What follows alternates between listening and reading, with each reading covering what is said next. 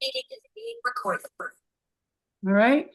So, hi everybody. I was just wondering if you could put where you are from in the chat, and we're going to get started in a few minutes. We're going to let everybody get in.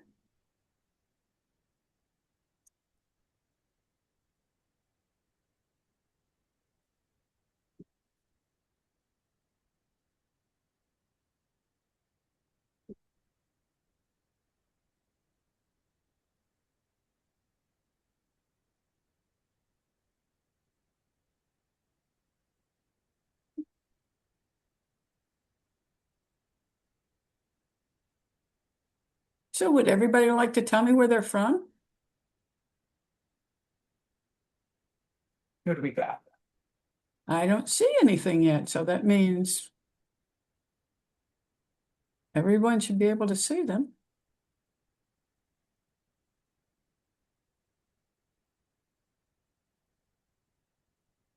If you have any questions, because I see some hands raised, could you just put it in the chat for me?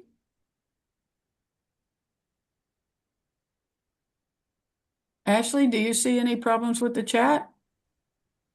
When I go to open the chat right now, I can only talk to hosts and panelists. So we I might just have to go in and double check that it's open to everybody. I and can't do that right now. I did that. It says who can If see your you messages, and it says everyone. if you can make me a co-host, I can double check it. Okay. Thank you.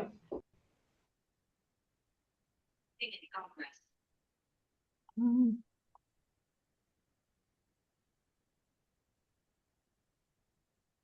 okay. Because my chat says um everyone. But I know that I don't see anybody talking to me, so I think I just did it. okay, now somebody says the chat was disabled. There Now I we see them. go. Yeah, it's Oh, I working see now. him coming So Ashley, I think that I always have to make somebody else always has to be the co-host in. because mine New certainly said. Hampshire, Iowa, North Carolina, Chapel Portsmouth, Hill?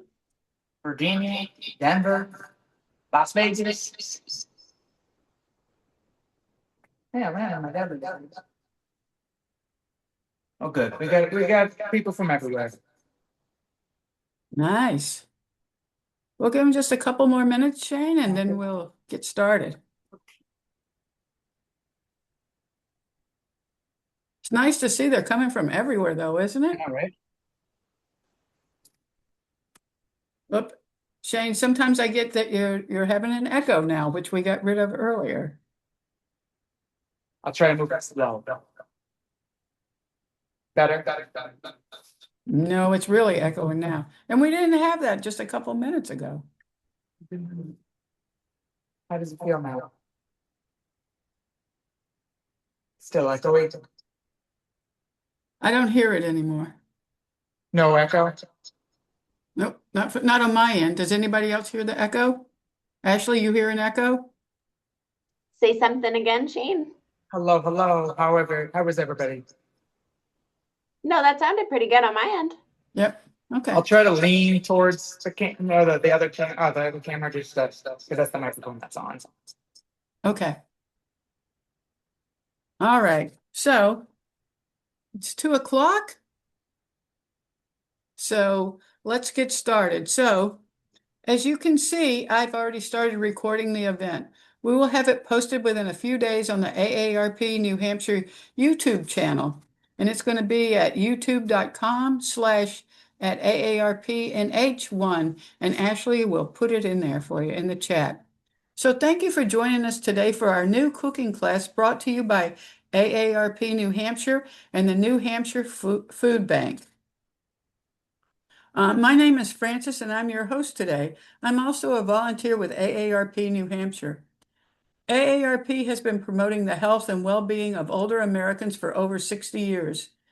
In New Hampshire, AARP works to bring you informative, innovative, and fun virtual events, like today's online cook-along demonstration as a means of connection and inclusion.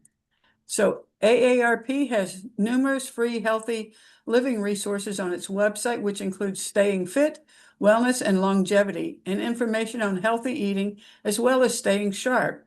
There's something for everyone. We'll put that link in the chat. So let me introduce you to Chef Shane. Chef Shane is the chef culinary instructor at the New Hampshire Food Bank, where he leads hands-on cooking programs focused on practical skills, nutrition, and building confidence in the kitchen. With a background in hospitality and events dining, he brings a creative yet approachable style to his teaching. Shane is passionate about helping others make the most of simple, accessible ingredients while creating meals that are both flavorful and nourishing. Today, Chef Shane will be demonstrating how to make a cozy Irish stew and warm from the oven Irish apple cake.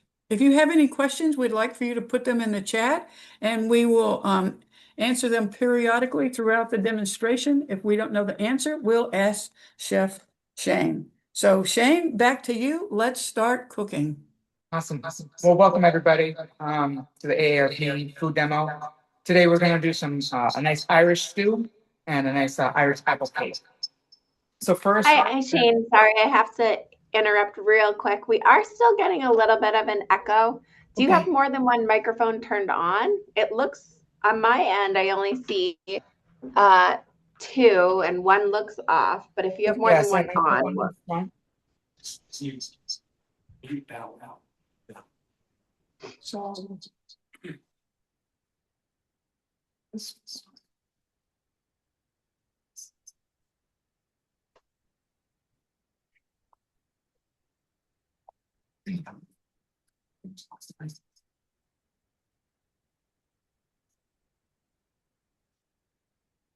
what happened? You still there? yeah, there's still an echo now.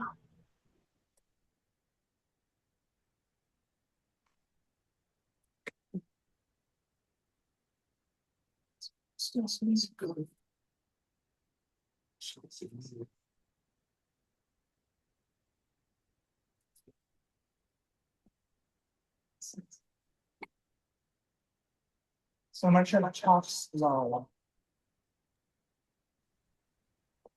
Sorry for the technical difficulties. That's okay. Technology is always an adventure.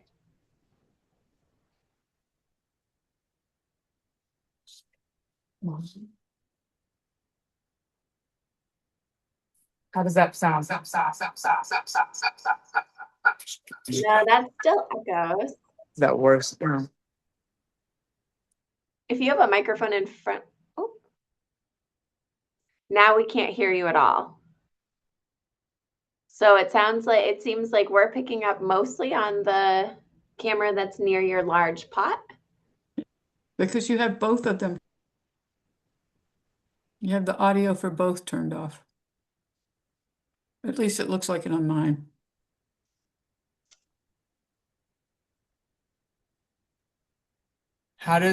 Anybody hear me yet? Yes. Yeah, that sounds great. Sounds Yeah. a lot better. Awesome. Thank you. We got technical difficulties out of the way. You guys can hear me now. So we're gonna start with the lamb, and then we'll work on the apple cake after, because the lamb takes a little bit to cook. We should actually gotta plug this in. So we're gonna use an induction burner, which is very similar to your electric cooktop, or if you guys have a gas, that works as well. So we're just looking for a low to medium heat, and we're gonna start with our lamb. I wasn't able to find boneless, so we're just gonna debone it real quick, which is very simple to do. All we'll do is there's some bones in the bottom, we'll just cut off. And there's one bone right in the middle. You guys can see it right there. And we'll just cut around it. And then once our pan's up to heat, we'll add the oil and start searing these. All we're gonna do is work around, make sure we get the bone out.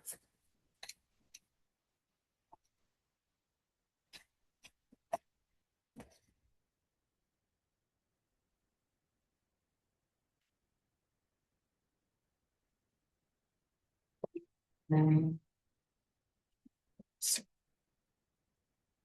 that's where and if for some reason you guys don't want to use lamb, you can substitute with beef. It's perfectly fine. Like a beef chuck roast or a nice braising beef is something you want to use because this is going to cook for about 2 hours. And we want to make sure that it's a beef that can braise and can cook down for a long time.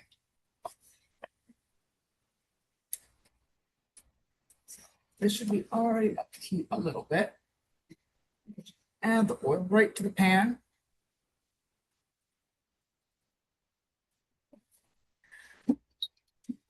I'm gonna start cubing this up. And this also, depending on the size, some people like it smaller. I'm looking for just nice cubes. And all we'll do is add it right to the sizzling pan. And that's the sound you want to hear. A nice sizzle. Make sure this is all cubed up. And this is a dish that you can cook ahead and put in your fridge and reheat for days. It actually gets better after it sits because the potatoes break down a little bit. Because you'll see in the ingredients, there's no thickener. There's nothing we're adding to them, make it any thicker stew consistency. The potatoes do the trick for it because it's going to be cooking for about 2 hours, but we don't add the potatoes till around an hour in. We're going to speed it up, obviously, just because camera and TV time doesn't really help us. But I made one this morning, so we'll be able to see the finished product after it cooks for a few hours. We'll get this all in. Last one debone. And if anybody has any questions, please don't be afraid to ask. Jane, they wanted to know how much oil did you use? So about a tablespoon. And this lamb has a good amount of fat on it as well. So you don't need too much. But just enough to coat the bottom of the pan so the lamb can start searing and getting nice and brown. Throw that in.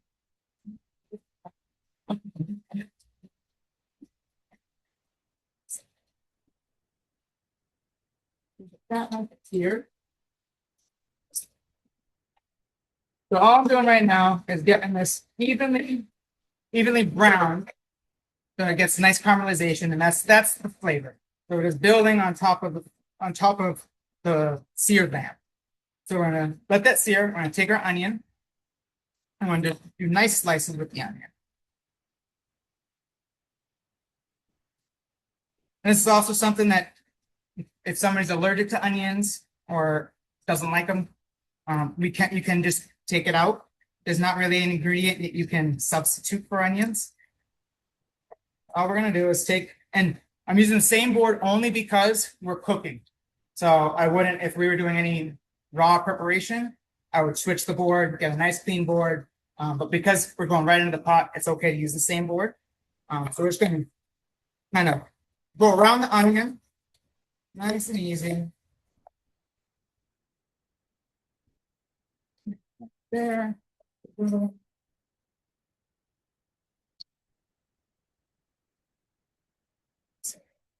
That's it there. All we're looking for is some nice golden brown pepper. And I'm not going to salt and pepper it till it's seared. So because I want to get the salt will bring out some moisture, and I don't want the moisture out of it just yet. I want to get a nice brown color on it. And the caramelization is going to give us the flavor throughout the stew. So that's going. The recipe does say you can peel potatoes if you want to. I kind of like the skin on, so I'm not going to. I'm just going to quarter these. And the biggest thing that we're trying to do is get everything to the same size so it cooks properly and it cooks evenly. We're just going to quarter these. And that's another thing. If you want the potatoes smaller, you can absolutely cut them smaller. But just know you might have to cook them a little less than 20 minutes. That's why we're not adding them right away. The recipe does say to cook the onions and the carrots and the parsnips and the lamb for about 45 minutes to an hour till the lamb's tender. Lamb's one of those meats where you can cook it for hours and it's not going to break down too much. It's actually just going to get more tender. We're looking big. Nice stir. You guys can see. Looking real nice.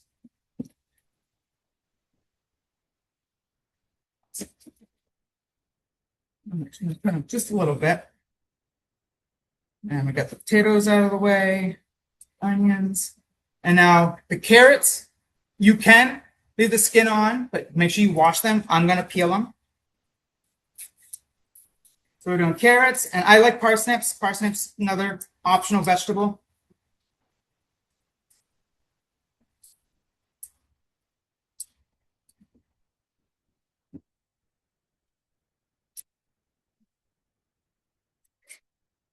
We're almost there to add the onions. I'm going to season just before, and we'll probably season this a couple times as you're cooking it, because the potatoes and the parsnips and the carrots take up a lot of flavor, and you just want to season as you go, because you can always add, you can't take it away. So if it's too salty, there's not much you can do. And different people have different taste buds. So different people like salt differently. Some people have allergies to it and can't have too much. So that's where we kind of salt as we go.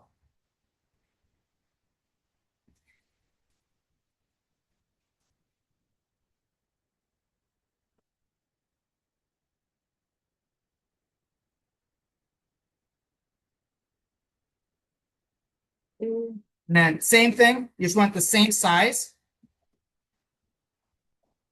as the potatoes and carrots.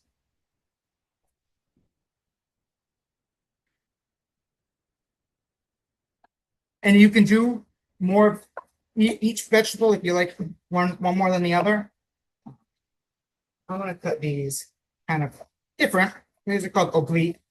You just 45-degree angle and you just go back and forth. But you can cut them really whatever size you want. Into that. You can also just cut the ends off. Cut it down the middle.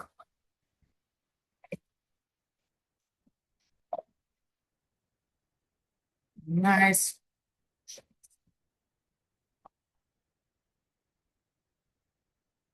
Now that's going. We're gonna add salt and pepper. And don't be afraid to season, especially at the beginning, because you're building these flavors now. So nice pinch of salt and pepper, about quarter to a teaspoon.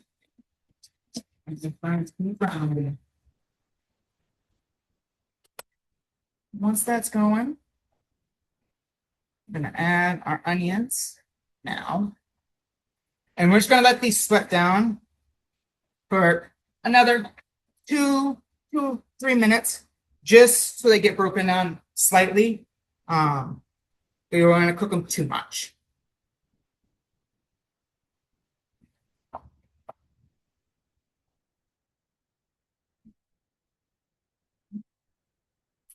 This little tray, we're just going to put the potatoes on.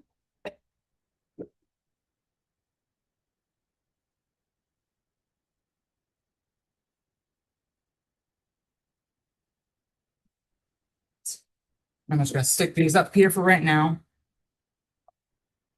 If you're doing the full recipe, do 2 hours. You want to put your potatoes in some water or it's going to turn brown. But because we're kind of speeding up the process a little bit, you're okay not putting the potatoes in the, or I'm not going to put the potatoes in the water.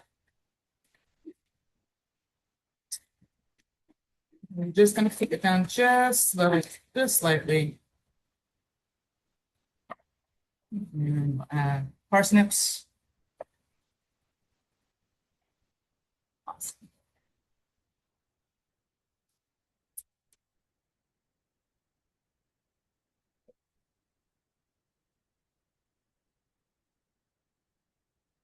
Do we have any questions yet? Not yet. We don't. Some people had a little difficulty, downloading, the, recipe and stuff. So Ashley's Gotcha. been putting that back in there. So we're, Alright. good. There's no questions as of now. Awesome, awesome. So these will cook down for another minute, and then we're going to add our carrots.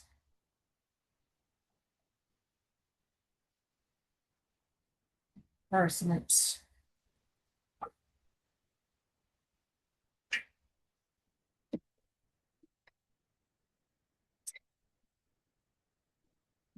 Nice stir. And we'll let it cook. So now we're going to prep our leeks. We're only going to use this part, this white part, right? From here to about here. You don't want any of the green. You can keep the green. Some people make homemade stocks, soups. You can still use it for flavor. It's just really fibrous, so it's not going to break down cooking or even any raw preparations. But all we're going to do is we're going to split it right down the middle. And then we're going to cut them exactly the way we cut the onions. So it's straight down.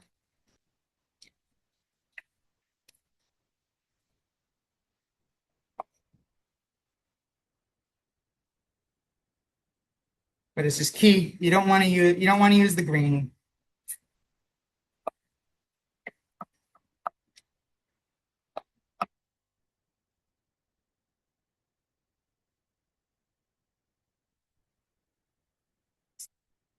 And then the leeks and the potatoes we're going to add after you cook it down a little bit. But we're going to add it we're going to speed up the process a little bit. So after this cooks down just a little bit,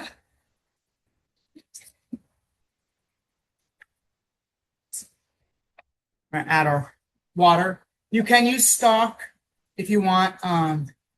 The water it's going to still get great flavor from it. And Irish stews are normally simple, so not too many ingredients. It's just the building of the flavors. And then we're going to take in the recipe it does say fresh rosemary. We had some dried rosemary, which is perfectly fine. You just want to use about a third of the amount because it's a lot drier. So I'm just going to add about a quarter to a tablespoon. And that's another thing. You like something more herbaceous or more spiced, you can add different herbs like thyme. But this is just a very simple stew, so we're just going to add rosemary. And then the recipe says we're going to bring it up to a boil. And we're going to cook it for about 45 minutes to an hour till the lamb is cooked. Obviously, we don't have an hour plus to have it cook. So we're going to kind of speed up the process, get this up to a quick boil. We're going to add our potatoes, our leeks, and the rosemary, which I just added.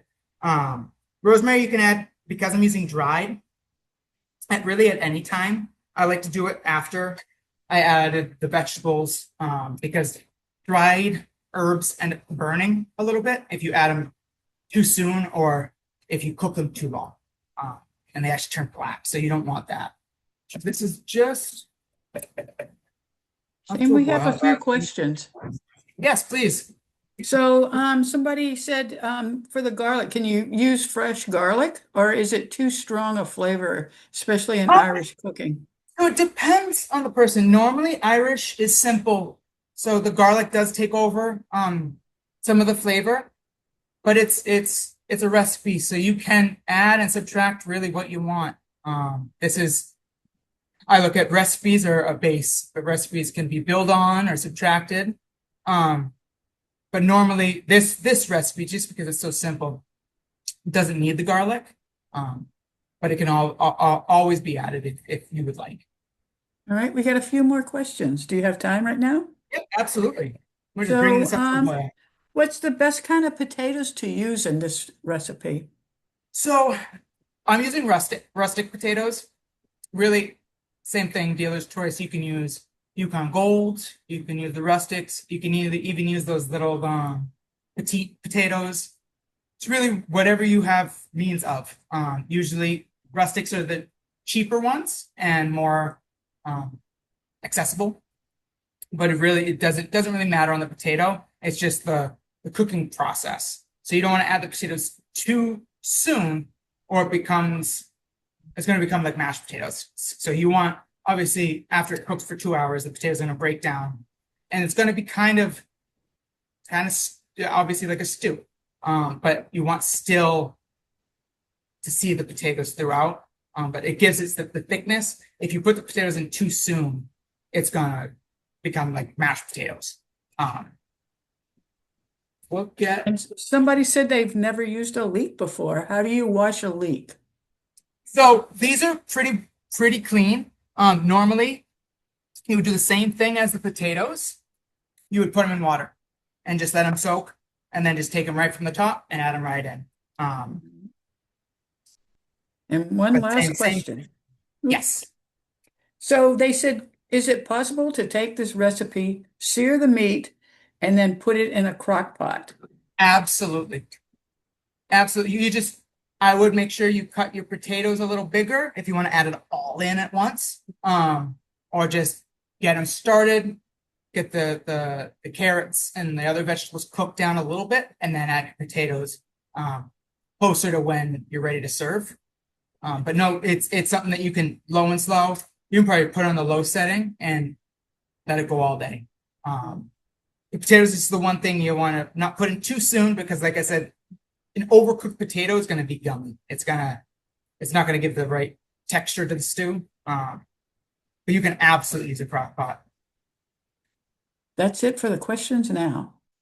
So we are up to a boil. So I'm going to add leeks right in. And the potato. And that's another thing that, depending on the size of your potatoes, the size of your leeks, the size of your carrots, the volume is going to be a little different.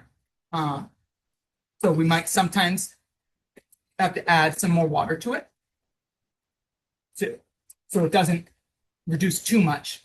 So I'll probably add another 2 cups, which will about just cover it. As you can see here. So we're looking right about here. So just about covered, so it can cook down. Because we're gonna be cooking it for about 2 hours.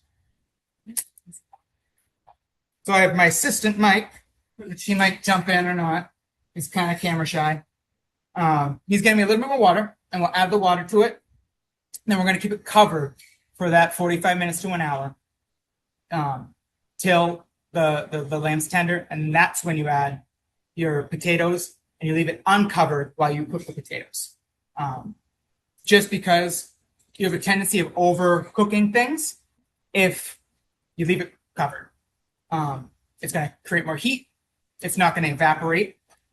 So that's where we'll just bring it back up to a boil, and then bring it down to a simmer, and we'll let it cook for the other 45 minutes till the potatoes are tender enough to break with a fork, but not overly done, because it's going to sit for a little while. It's going to thicken up, and the potatoes will break down a little bit more. So we'll get that up to a boil, and I actually have a finished product done, which I'll show you guys. And then we'll jump into the cake.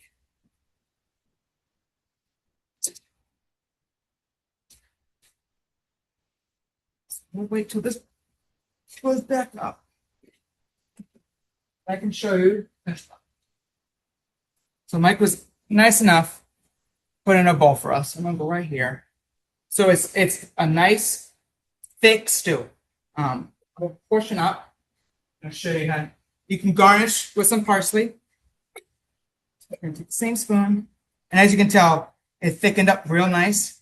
The carrots and the potatoes and everything break down, and it becomes a real hearty, more winter stew. But New England, it's been kind of cold, so it might work through March. And then we'll just garnish with a little parsley. And that is the finished stew. Over right here. So really, really hearty. Like I said, holds very well.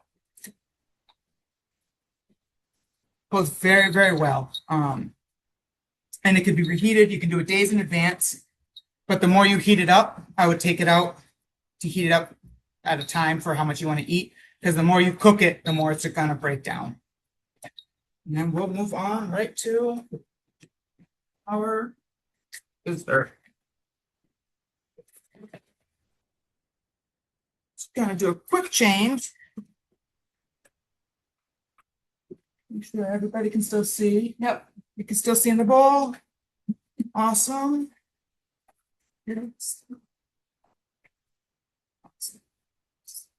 I'm just gonna get a couple ingredients. So Shane, we had a couple more questions. Yes, please, please. So do you keep it for do you keep your stew boiling for 45 minutes? So no, you bring it up to a boil and you turn it down to a simmer. And then you're gonna cook the stew till the potatoes, or not the potatoes, the vegetables are cooked or close to being cooked. And then you add the potatoes and the leeks, and then you bring it back up to a boil, then down to a simmer. So it kind of simmers the whole time, but you're adding cold ingredients. So you got to kind of bring it up to a boil twice. But the second time you're going to not lid it. You're going to keep it uncovered so the water can evaporate and the potatoes can cook properly. And someone asked, so it thickens up just fine without cornstarch or flour. Yep, is that correct? Absolutely. So the potatoes break down enough where that's your thickening agent. And it becomes a nice, thick, very, very thick stew. It's not soupy at all. And that's where you can add, when you heat it back up, you can add a little water if you'd like it thinner. I like it broken down a little bit. So the carrots are broken down. There's still some pieces of it. But that it's a really hearty dish. So it's something that you don't need. That's where, if you can see the ingredients, there's not much that goes into it. Because it's kind of, you let it cook, and then it does its magic as it cooks down. So we're gonna start off. There's not any more questions. We're gonna start off with the streusel, and then we'll work on making the cake.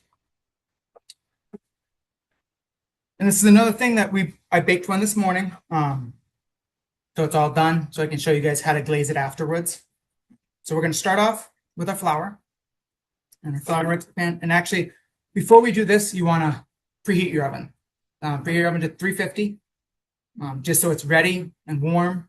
It takes, normal ovens at home take about 20 minutes, 30 minutes to heat up properly. So you wanna make sure your oven's preheated prior. So you're gonna add your flour. And this is okay. In the recipe, it doesn't say to sift, but you can sift if your flour is a little lumpy. I won't do it with the streusel just because we're going to be breaking it down into a nice crumble. So sifting the flour is a step you really don't need. So we're going to add the flour to the pan, add our oats, sugar, it says our cinnamon and our salt.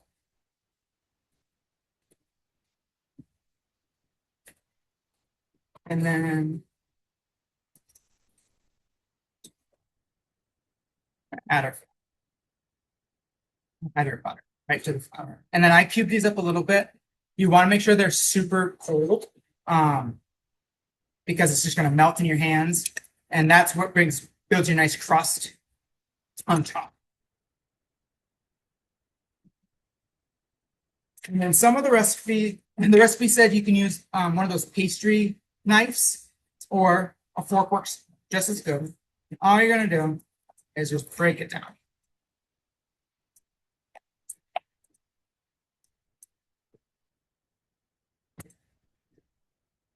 And that's where, for me, I like to get my hands dirty. So I just go right in and use my hands. Sometimes it's easier But if cooks like to be clean, you can absolutely use a fork. But this is a little easier for me to break it down into the sizes I want. But please, if you want to use a fork, please use a fork, whatever's easier for you. But the key is to make sure the butter's cold, so obviously it doesn't melt while you're doing this. Breaking it down. And this is, if anybody's made an apple crisp at home or anything like that, it's very similar topping.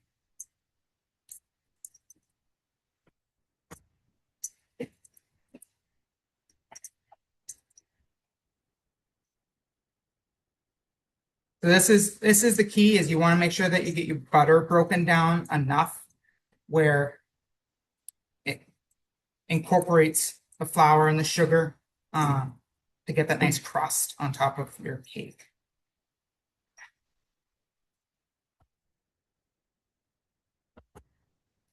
And I would use an unsalted butter if you can, because unsalted butters, you're able to control the heat or the salt content a lot better. And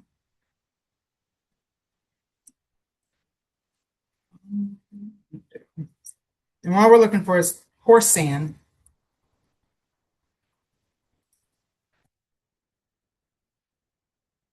And it's for this type of dish, it's not a very refined, it's more of a rustic. So it's okay if your butter's different sizes. But we just want to make sure that they're evenly broken up, not huge pieces of butter. But as you can tell, breaking up real nice. It's just getting to a point where it's good. So I'm going to set this right in front of me. I'm going to hold up for later. Quick walk.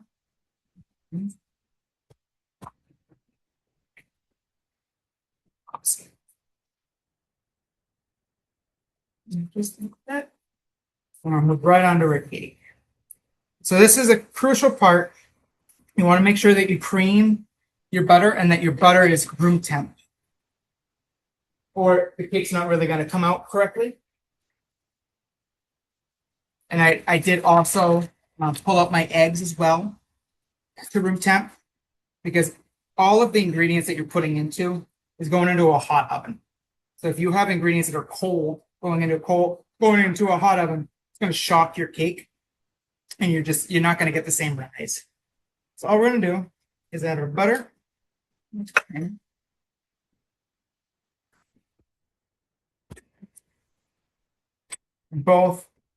we have both brown sugar and white sugar.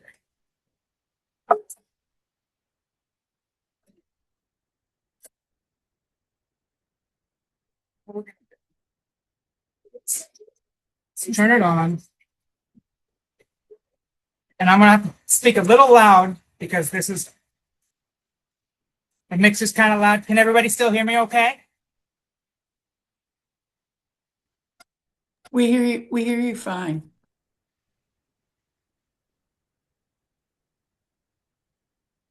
So can everybody hear me okay? I can hear you. I can hear you. Can you hear us? I can. You sound fine, Shane. We can't even hear the mixer. No, we can't hear the mixer at all. As a matter of fact, Awesome. we had a couple questions while you're mixing. Do you have time? So I'm gonna have to lean in for the questions because I'm dealing with the mixer. But yes, please. So, is the milk going to be at room temperature as well? The milk does not have to be. Okay. Just because you're adding such a little amount, Okay. you should not need to. But it's something that you can, like you see, I grab all my ingredients out, so it's easily something you can add in, if needed. Okay. And how do you can know when? let it come out to room temp, but as you can tell, it's not much milk. Yep. And how do you know when butter is at room temp? What was that? How do you know when butter is at room temperature? So it will be soft to touch. So if you leave it out for an hour, it's just enough where you can put a knife in it smoothly. You can also, if you need to, throw in the microwave for 10 seconds. But that's something that you want to make sure is room temp, or it's not gonna mix properly. We're just gonna make sure this is. Going more.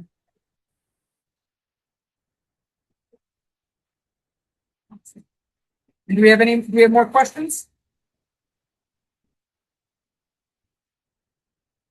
I just want to make sure I can hear you. Not right now. Not right now. We're very good. Sounds good. So this is something that, as you can tell, and you can probably see down here, I'm at a low to medium speed. I'm just getting it creamed till it's light and fluffy. With cakes, you have a tendency of over mixing. So that's why in the recipe, it's very clear on the timing to do it. And a lot of it's, you're just mixing it to incorporate. The only real, I guess, whisking or beating is through the whipping of the butter and the sugar at the beginning. But after it's creamed, all the ingredients are going to go in very simultaneously, but not a very long mix.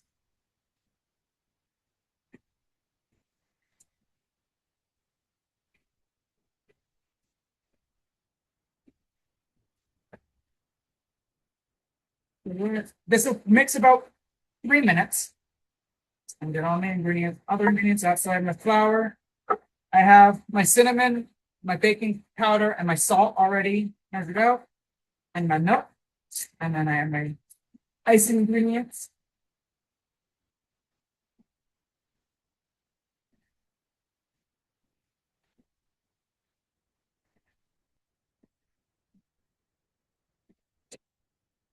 And as you can tell, I'm turning it on for a minute at a time, and then I'm scraping the bottom of the bowl. That's a big thing you want to do throughout you're adding your ingredients, because a lot of the ingredients end up sticking to the bottom. And you just want to make sure that all the ingredients are equally distributed. We're very close on the creaming.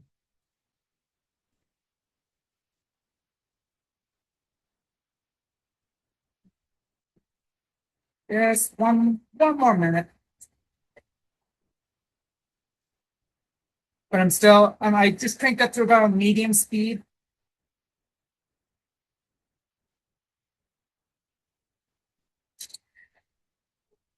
Show you guys how it's fluffing up. Let's see how you got some air into it, and it's a lot lighter.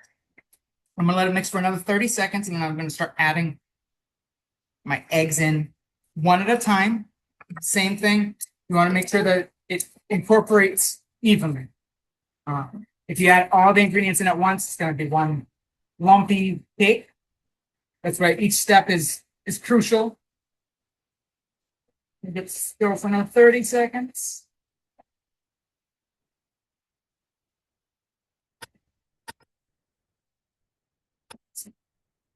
I'm going to turn it down to a low speed, and I'm going to add one egg at a time.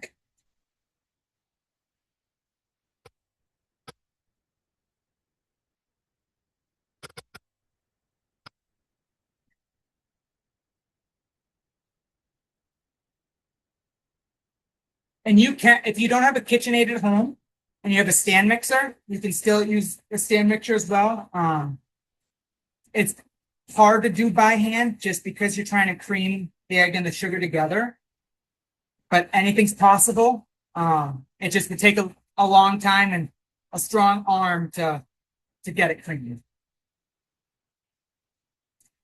Now I have one egg. I'm going to scrape it again. I'll mix for another like 15 seconds just to get it incorporated. And this is the step you want to turn off, scrape, turn off again, because you can over mix very, very easily.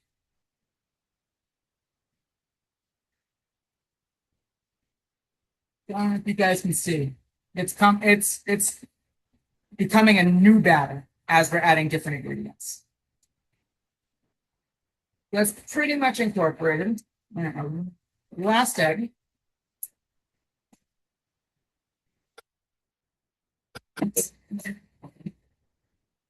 Yeah, that was incorporated. And while that's gone, I'm going to get our glaze set.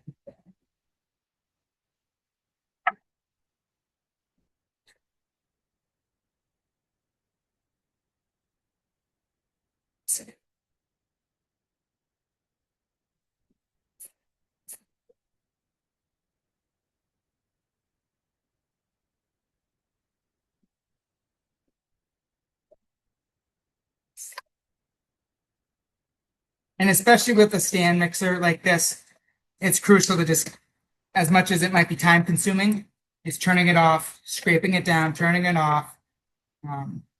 With a hand mixer, you shouldn't have the same problem just because you can get to the bottom of the bowl a little easier.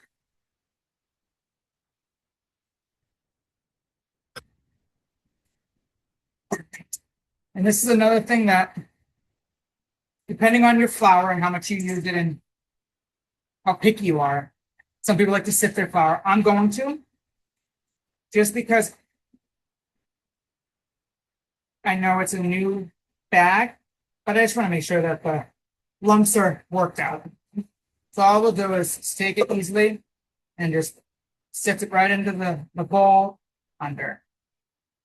And this will just make your cake nice and smooth, works out all the lumps. And if there's any, for some reason, sometimes products have different ingredients in them that you don't really want. I don't know if you can tell. There's some stuff on the bottom of this that I just don't really want in the cake. So I'm just gonna discard that. With my flour sifted, I have my milk, I have my spices and my cinnamon, my baking powder, my salt. This is pretty much incorporated. And then we're gonna add our flour nice and slow. A little bit at a time. Same thing, we just wanna make sure it incorporates evenly. And if we just threw it all in there at once, it's just gonna ball up.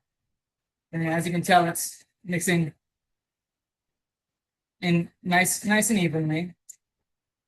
So I divide my flour into thirds. So I'll do a third at a time. You can do one and one, you can do, but I would at least break up your flour into 2 batches.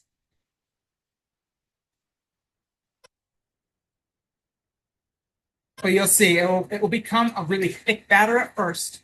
But once you add the milk, it'll thin it out enough where you'll be able to smear it onto the cake pan. But this is a more dense cake batter.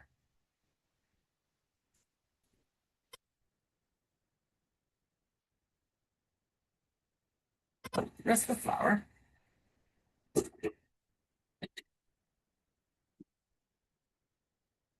Everybody can still hear me fine? Yep, we still hear you just fine. Awesome. Don't hear the mixer at all. Awesome. So as you guys can tell, it's definitely thickened up a ton. It's more of like a cookie batter consistency, but that's when we're gonna add the rest of our dry ingredients. Let that mix for maybe another minute. And then we'll add our milk right into it. When that finishes up, we're gonna get a pan. So this is a nonstick pan. I still always spray it. It makes your life so much easier. You can use parchment, but this is just the cake has enough butter in it that it will come off very easily. Well, as you can tell, it's just thick enough where it's similar to like a loose cookie batter. But we'll just do one more scrape of the bottom.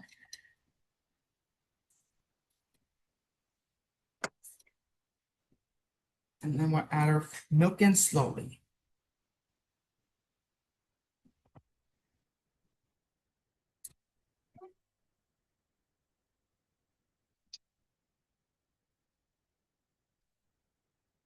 So you're going on low speed, and all you're gonna do is add it very slowly.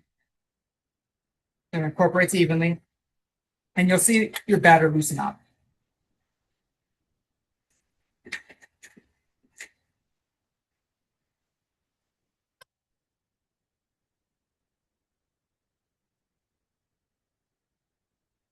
And same thing, I just added it, gave it another like 10, 15 seconds. I'm gonna go back in and scrape the bowl. And don't be afraid to get under it, just because with KitchenAids, the paddle doesn't completely sit on the bottom. So there's always a gap. So you just want to make sure that we scrape and get it all off the bottom. And then we're just going to mix it for like 1 more minute just to get the milk incorporated. It's very crucial that you don't over mix your batter. So that's why I'm turning it off, turning it on, turning it off, turning it on. Because that's what's, if you over mix it, it's going to make a very dense and deflated cake. And nobody wants a dense cake. Or I don't want a dense cake. If you like dense cake, that's perfectly fine. Just, yeah, another 45 seconds to a minute. And then, as you can tell, I haven't done anything with the apples yet. Because apples brown. And depending on the size of your apples, you might not use all 3. So, well, you've got 3 just in case. You might only use 2. Because apples, there's variety of sizes. My apples that I've got are bigger, so I'll probably only use 2. And we're there. So this is going to come right off. But give me a little better if you have any problems. So that's, should scrape this off. And I will still fold a little bit more in the pan just to make sure that I got everything off and nothing's stuck to the bottom and it's incorporated evenly. One final.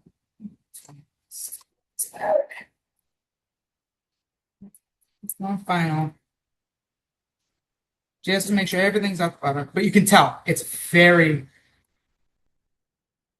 thick. It's a more thick cake batter. Right in the pan. And like I said, make sure if you don't have a nonstick pan, grease it up very or overly grease it.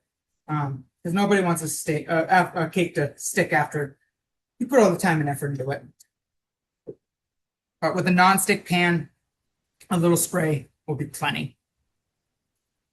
Hey, Shane, we have a question.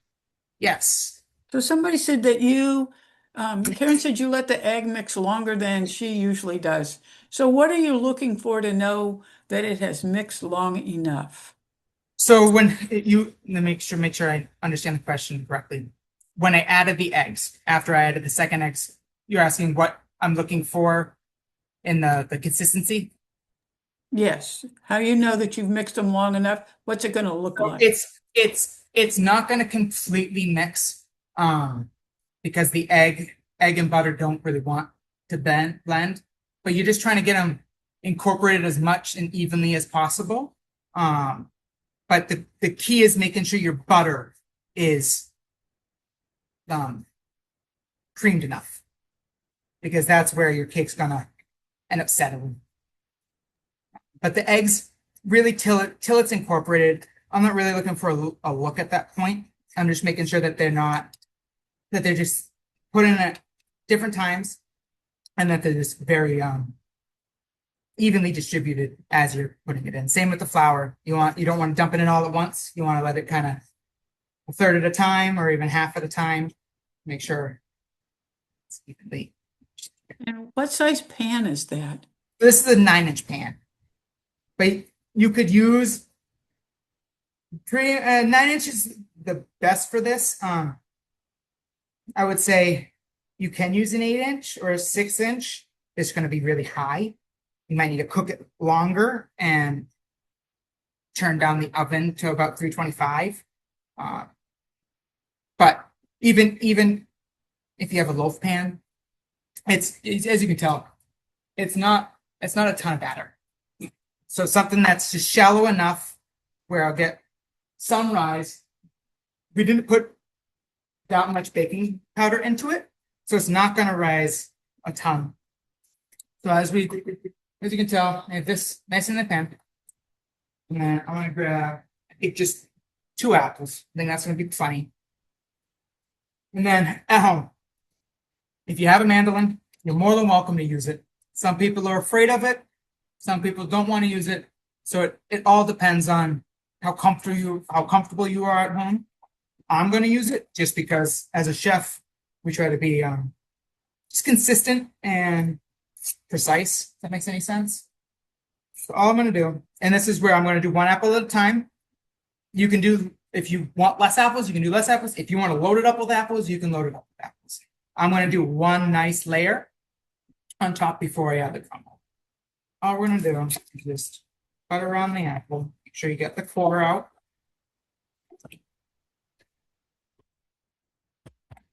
All we'll do is take it in.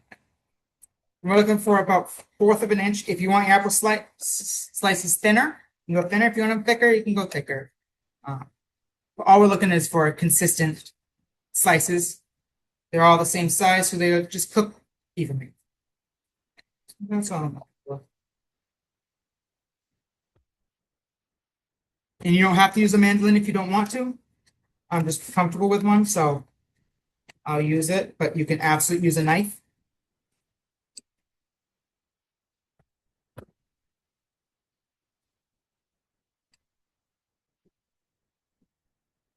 And if you want to use different fruit, you can do different apples. You don't have to use Granny Smith. I would do a good baking apple, so a Golden Delicious or something like that. But you can change up your apples as well. So I like recipes because it's a base to start off at, and then you can add to it, make it your own. That's where I like the beef. Some people don't like lamb, and that's perfectly fine. Use beef. I wouldn't use chicken. Chicken's gonna be cooked down too much. You could do pork if you really wanted to. So I'm gonna start with one apple, and then I'll work from there. So all I'm doing is I'm gonna ring it around. If you can see, I can see. And all I'm doing is I'm starting my center, and all I'm gonna do is just work around the pan. I'll use these little ones for the middle. And that's another thing. You guys don't have to do this either. You can just do lines. You do whatever design you want. For me, it's just I know when I cut it, I want every piece to have good amount of apple. I just want it to look nice. So all we're doing. So I'll probably end up just using one apple. And that's where time of year, your apples are going to be different sized. And also the size of your pan. If your pan's a little bigger or smaller, you're gonna only be able to fit so many. So I'm just gonna use one apple. And all we're looking for is just a nice spiral. So that right there. One scraps. We'll use for later. So that's what we're looking at. It's a nice spiral. And then all we're going to do is add the streusel right to the top. If I wasn't doing it right now, I would put it right back in your fridge to make sure it's chilled. But this hasn't been sitting out for too long, and it's broken up enough. All we're going to do is throw it right on top. Nice and even. And this adds like another kind of layer of crust.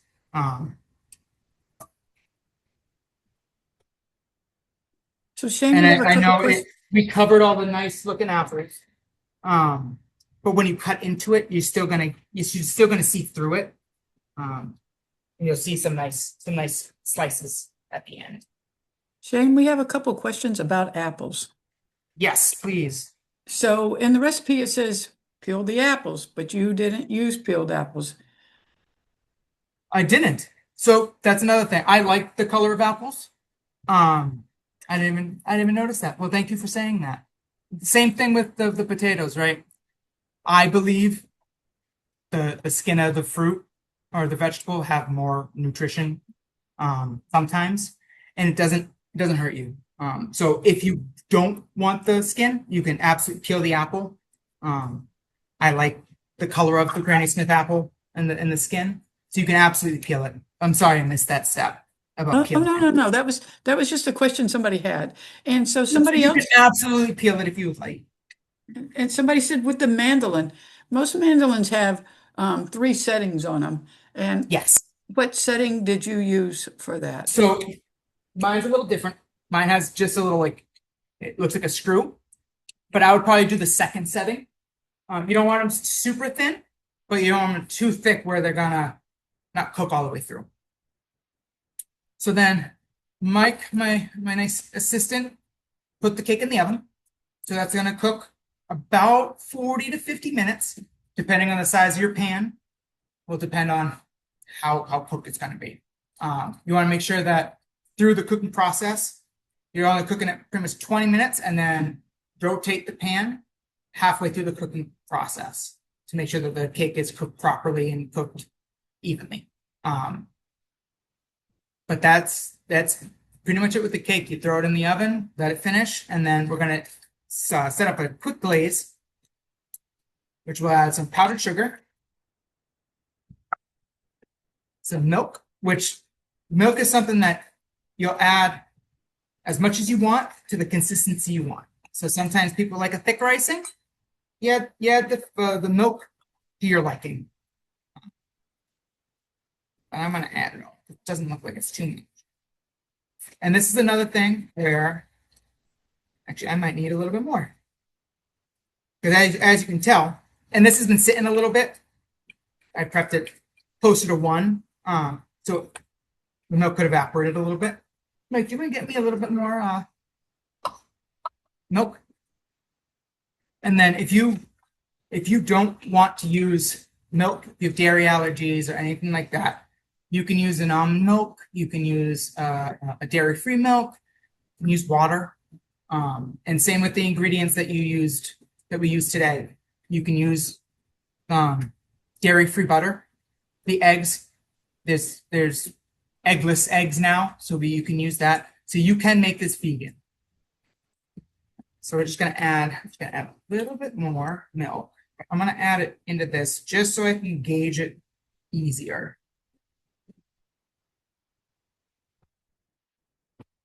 I should add a little bit of time just to make it enough. How are we looking on time? Good. Yeah, kind of bumping up against the end, but that's okay. We have another question. Oh, got it. Give it So to me. they want to know about your pan. So you used a metal pan. Can you use a glass or ceramic pan? Absolutely. Absolutely. Just make sure you grease it heavily. Just because it doesn't have that non-stick coating on it, it might stick a little bit more.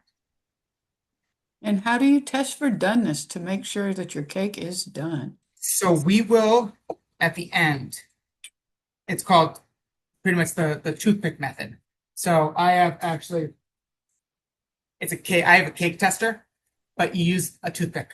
All you're gonna do is stick it in the bottom of your cake and it's gonna come out clean. I have a cake that's already done. I cooked it for about 50 minutes and with the amount of batter in it, it's gonna be done after 50 minutes. But obviously depending on the pan and depending on your oven, ovens all bake differently. So that's where you wanna make sure that you poke it in, that it comes out clean. But that's it. It's super, super easy dish that you can just throw in. And another thing also, you can do it ahead. I would just wait to glaze it till you're about to serve it because the glaze is going to seep into the cake. So I added just enough milk where it's just dripping. So that's what we want. I still have, that's why I added it to the container because I still have milk. And if I add too much, it's going to be too liquidy and be running off the cake. So all we're doing, so this is the finished product. The crust is really nice. Closer up. Real nice and golden brown. And then we let this cool completely before we popped it out of the pan. So you want, after it comes out of the oven, you want to put it on a wire rack for about 10 minutes till it's warm enough to flip out. The longer, the better.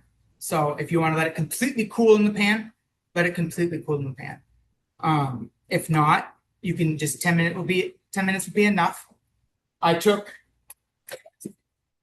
just the same size plate, put it on the bottom, and just flipped it over, and then put the other platter on the other side and flipped it back. That's it. And it holds very well. But I would not ice till the end. So all I'm gonna do now is take a little icing. And that's another thing. It's rustic. So it's really whatever you want. And less is more. If you at first, you can always add more. This didn't make too much, so I'm gonna use it all. But that's another thing. If you don't want it glazed, don't put it on it. It's still gonna taste great without it. Everybody has different likings, so and you can also not add the cinnamon. If you just want a nice simple glaze. So I'm gonna take a nice cutout out of it so you can see the finished product.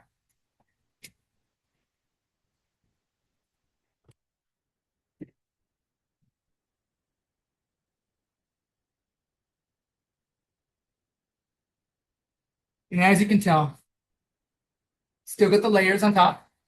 It's a nice spiced cake. And that's your finished product. You can add some whipped cream to it if you want. But this is a really nice spring Irish cake. It looks And that's great, it. Shane. That's Everybody's loving everything. So awesome. we just want to thank everyone for joining us today for New Hampshire's AARP and New Hampshire Food Bank's first cooking adventure together. We had a couple of little glitches, but we're working it out. We got through it. So join us on April the 9th, where Chef Shane will show everybody how to make a maple bourbon glazed ham, honey butter glazed carrots, and ice cream dessert bread. Sounds delicious. All right. It's gonna be great. And please visit us at aarp.org/nh to learn about all our virtual events, which include gentle yoga, paint and sip, and educational webinars. And if you live in New Hampshire and would like to volunteer for AARP, contact us at aarp.org/nh. So we'll see you April 9th. Thanks. You did a Awesome. great Thank you, job. guys. Shane. Thank you, everyone. And I'm going to end the recording now.